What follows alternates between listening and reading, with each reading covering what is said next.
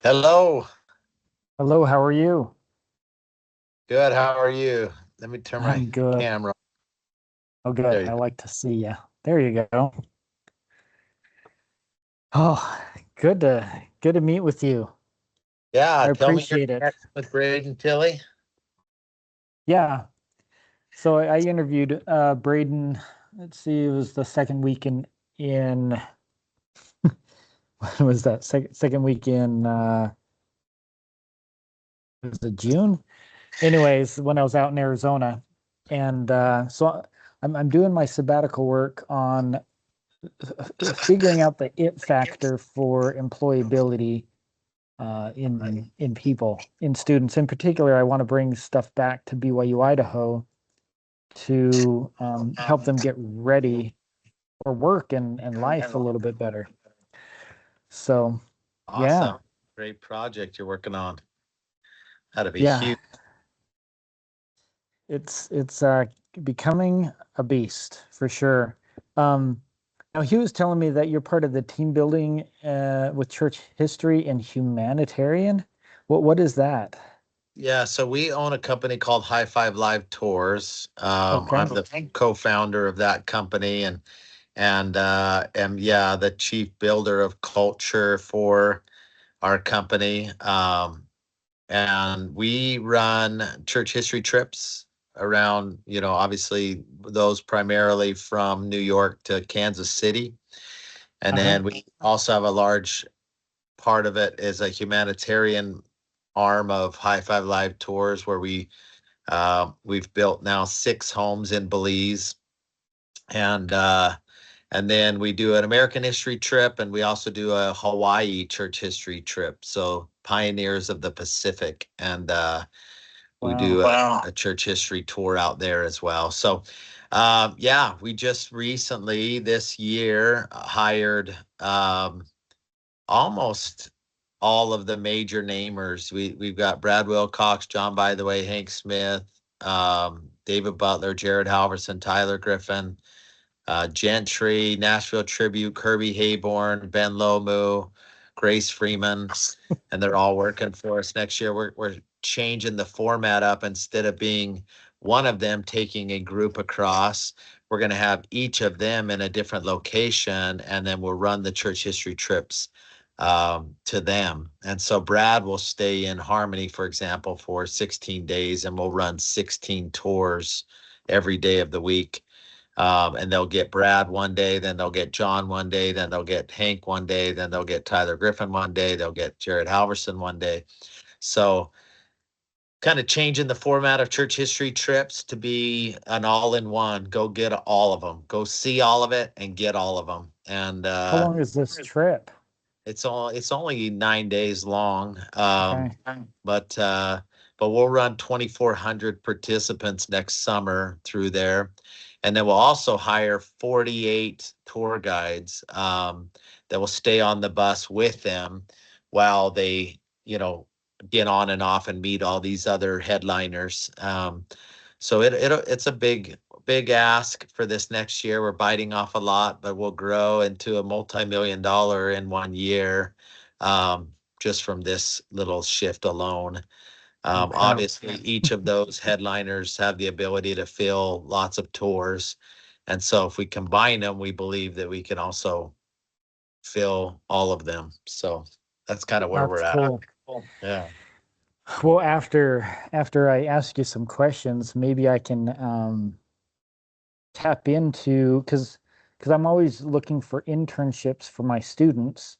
I don't know if you need any of them, if that's what you're thinking of We would for love tour more guides and information stuff. on internships. Yeah, what we do, tour guides won't be student led. Those will primarily be religious educators. Okay. So we're normally with a lot of teaching experience, but we do have positions like back, in kind of a back door, behind the scenes marketing, sales, um, graphics. We've got all of the needs that we'll have for website design, stuff like that. So we love recommendations on internships, and we believe that we have a company that's really fun to work for. And so these interns will learn a ton as far as the business side of it, but they also have a really cool part of that is the church side of it. You know what I mean? Yeah. Where you get to work with and with some of these big influencers. And I just barely got done with a trip with Steve Lund, the young men's president, and Brad Wilcox, and Mhm. a couple other recently returned mission presidents and general young men's board members, and we did a mission prep tour. And so we have some fun and exciting things. People that want to get involved in travel or in business, yeah, send them our way for sure. Okay. Yeah, for sure. Now that I've got your contact, I can send it that way. By any chance, are you working with Mallory Guyman with Uh, stuff too? Okay. Not She yet. she was telling me about something too that she wanted to share with me, and I was like, I wonder if this is the same thing that she was talking about. So, Not that okay. I know of.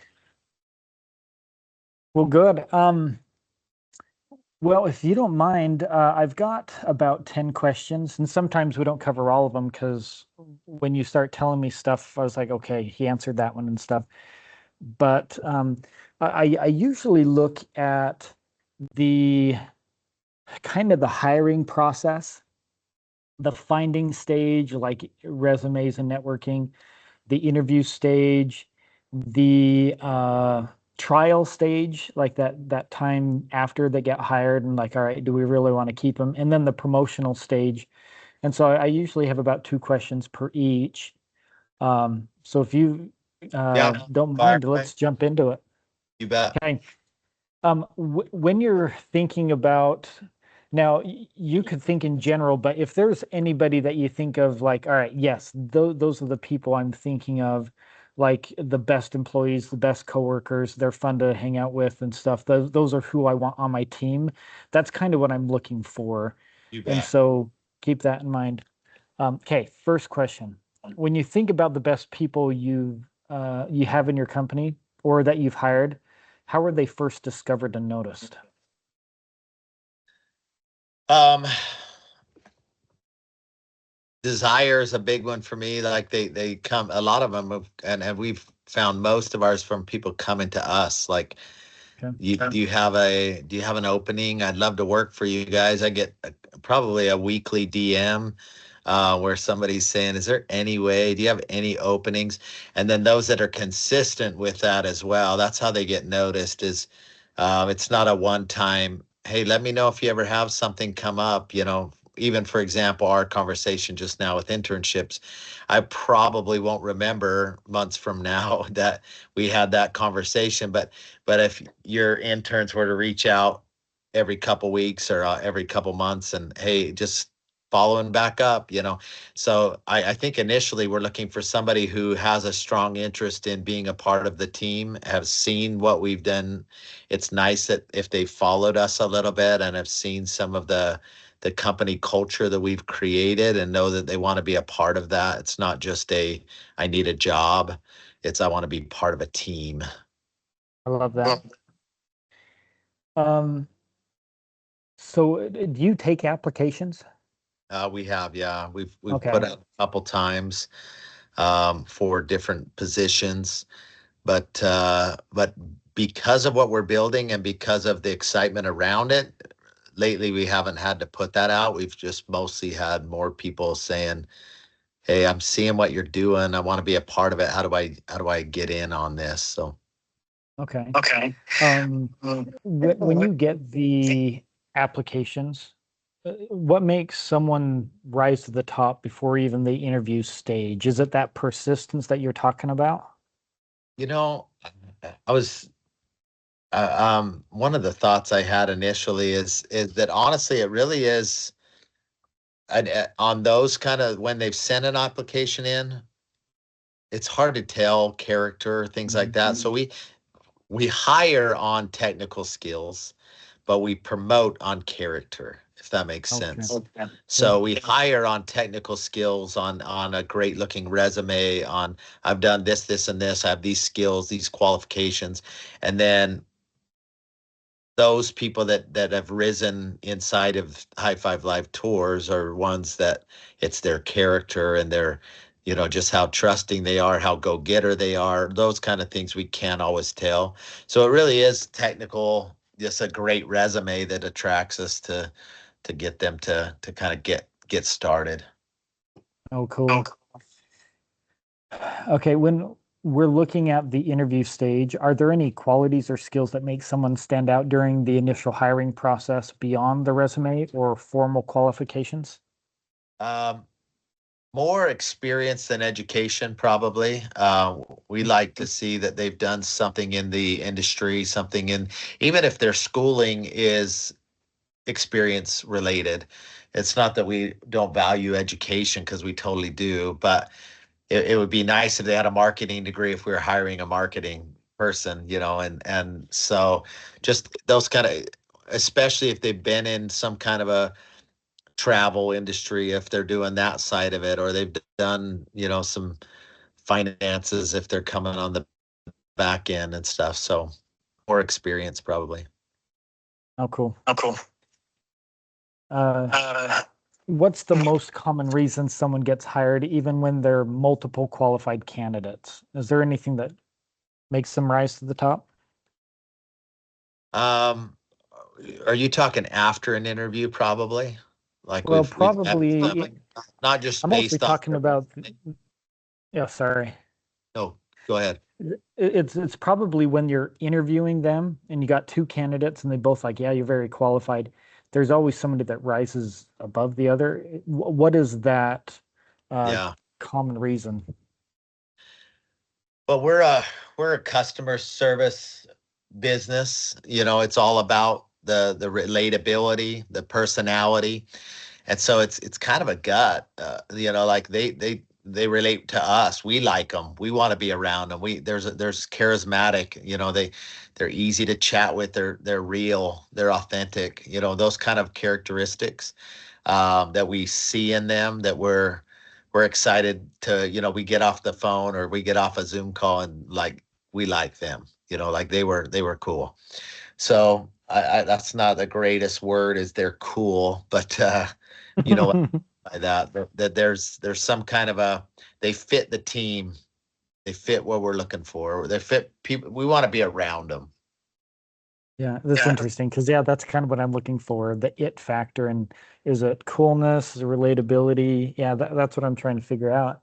Yeah. Um, are there any signs or gaps that make you hesitant to hire someone even if they appear qualified on paper? You bet. One thing it's risen to the top several times is um, an immediate concern about what they're going to get from this financially, which obviously should be a big part of what you're going into a job for. But a sense of gratitude that's missing in a little bit of, like, thank you for considering me. I would love to do this. This would be incredible, rather than a, so when would I start, or what do I get paid, or kind of being more of the initial questions are a huge turnoff to us. As far as we've let a lot of people go that just don't fit that vibe. They're in it for the money, and it's apparent. Interesting.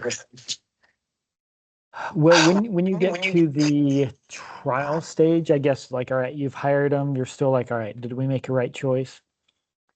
After somebody's hired, what qualities or behaviors help them become a strong long-term fit for your company or for the workforce? Yeah.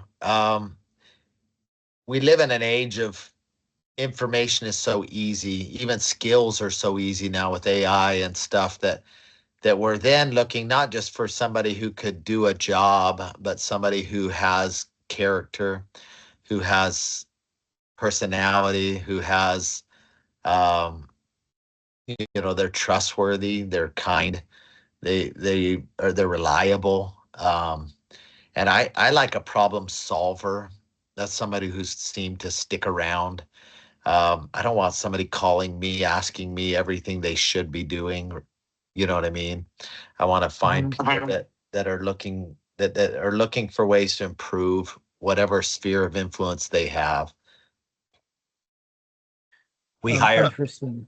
example, but we hired a hotel manager that booked our hotels. But before they would do any contract, anything, they were calling, what do you think of this one? What do you think of this one? Do you like this one? You know, I'm thinking I could Google search what you're at, you know, like there's, does it, I don't know, does it have a 4.5 or higher? And is it in the place we told you to do it? Then yes, the answer is yes, you know, but instead I'd have to then go back and then I'm basically doing their job and then saying, okay, yes, now you tell, okay, I'm giving you the okay to now call this person. So, and then we got a new one and it was like, hey, just so you know, this one's 4.5. I booked it. They're awesome. This is the name of the person. Um, I negotiated this rate, you know, which is well below our budget, you know, and it's like, oh my gosh, where have Yeah. you been? You know? So Well, because I found the same thing with my secretaries because I was like, because I'll have crazy ideas, and it's like, all right, I have this idea. I've got to go to class. Why don't you just look into it? And there's a difference between those that, they look into it, then they come back and follow up questions, and then pretty soon I'm like, I might as well just do it myself. Versus, hey, I did this, this, and this, and this, and here's the three options. Which one do you like? And I'll do that one. And I was like, oh, I love that. yeah, yeah. It's like an initiative or a self-starting thing that exists. and But and and the best of the best still know how to include you in that decision making. Like you said, yeah. here's three options, you know, which one do you like the best of those, you know, and then I've got it from there. Just need your advice on that, you know, rather than, hey, I booked 6 hotels, it was a little over budget but I did it, you know, and it's like, wait, no, that's not your, stay in your lane, you know. So but yeah, so initiative, but also the reality of that they're not the boss, but they're, but the boss wants them to be self-sufficient in the job that we've given them. So I love I that. love that. Um, okay, let's see. Are there any skills or characteristics that separate employees who simply just perform their jobs from those that become a strong candidate for promotion, or that you're going to be like, all right, hey, let's sweeten the pot so we Yeah, keep you on the bus? yeah. We're huge on culture. And in fact, this year we had our jerseys. Probably have one right here. Yeah. This is one of our jerseys this year is the, so I don't Oh, know I if love that. I don't know if you've watched the Savannah Bananas. Yeah, I was gonna say it looks like Yeah. So the we Savannah's actually did it bananas. on purpose because, in fact, if you haven't read Jesse Cole's Just Fan or For the Fans or Fans, no, Fans First, that ought to be part of what you read for your project that you're working on. But he, you know, he says you can't create a fan until you are a fan first. And so a lot of what, you know, the answer to your question there is those that promote inside and have grown, they are fans of the culture we've created. Love that. Because they naturally then can create fans anywhere they go because they love what we're doing. They catch a vision of the culture. You know, we have these 5 core values and they understand those core values, and not just they understand it, but they it's who they are. You know, it's not one of our core values, for example, is that that we elevate travel filled with fun and joy. Well, then the people that are going to elevate travel, and because that's who they are, that's every time they're around somebody, you're going to have more fun and joy. Those people will be, so it's just the kind of person they are fits the culture that we're building. So Okay, I love that. And you said it was Jesse Coles. um it's not, I think it is Jesse Cole. Fans First, let me look it up. I got it on Audible right Okay, here. I'm just halfway through it right now. Again, I read it twice. Fans First by Jesse Cole. Yeah. okay. The Coles. Cole.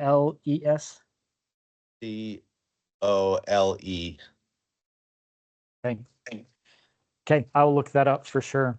Yeah, he's phenomenal, and what he's done with that, you know, he's packing 100-seat football stadiums with people watching baseball again, you know, and it's fun to see it. And So putting the fan first is kind of what our goal is when it comes to church history trips. So All right. In looking at the long-term uh, promotional stage, I guess it's like, all right, let's keep them on the bus. Are there any qualities or behaviors or skill gaps that prevent people from being promoted even when they're technically good at their job? yeah, entitlement. um, uh, Starting to feel like they could do it better. They haven't really, and especially in this industry, you are good at what you do, but when you want to do it differently than we do it, then you ought to just go do what we're doing somewhere. But if you want to work for our company, this is the way we do it. This is the way we want it ran, because we have a vision of what it should look like. And so we have had very qualified people that have been let go because they don't want to run what we do, or they want to we hate tips. We even talk about how tips suck. And uh and but every other tour company in the world tips the heck out of their people. And these tour guides who are very good at it could make a couple $1,000s on tips at the end of a tour. Yeah, And so easy. they start, even though our company policy is that tips suck, they'll hit up our participants for tips, and we're not okay with that. I know you ran a great tour, and I know they loved you enough to give you a couple thousand, but that's not what we're about. So that's a lame example maybe, but that is, we just don't. We've had to let some very qualified people go because they felt entitled to run it the way they want to run it. They're better at it than us, which is, again, maybe they are, but go build a Yeah. company then and create one, and maybe it's better.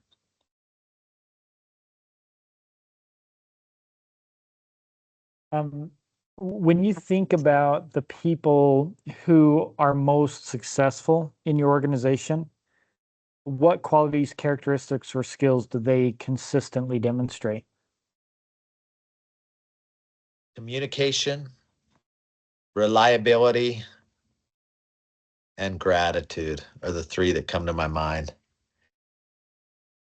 We have some people that are just constantly grateful for this, like they've been with us for the longest time, but just can't say enough how grateful they are Mhm. to whatever it is that we're doing, or how they, if they get a little bump in pay, or they get you know, a new assignment or a responsibility. It's just like, oh my gosh, I'm so pumped for this. I'm so excited.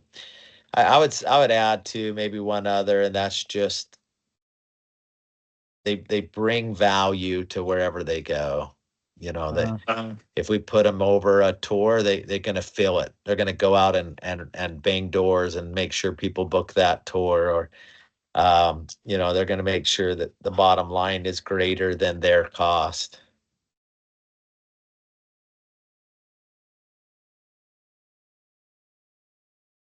okay. Well, I've got one last question for you. If you were to advise your 17-year-old self who wants to be successful, hired, even eventually promoted, what would you tell yourself to develop first and why?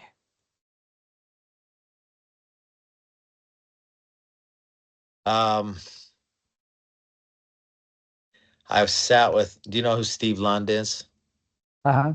The CEO of New Skin, or not CEO Yep. anymore. He's the president of the board. But Steve and I just did a tour together, and then I went and toured New Skin with him, and I actually asked him a very similar question, and I just said, looking around at his, $1 billion office complex and company that he sat at the head of, and I said, at what point were you scared? And he said, every step.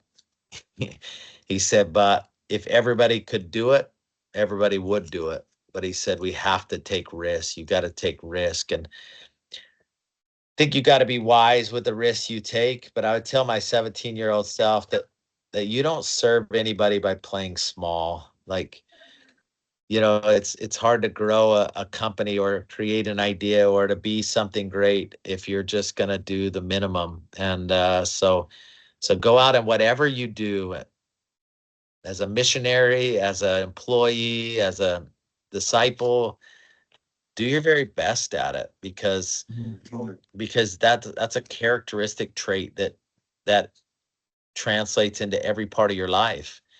If I'm lazy in my home life or in my marriage, it's probably gonna drip into my business, and so just whatever it is you do, just try to be your best person that ever has done that.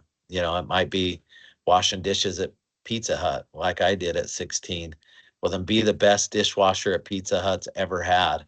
And what does that look like? What would it take for me to be the best dishwasher Pizza Hut's ever had? And so, and then go big, be innovative, be creative, think of better ways to do whatever you're doing.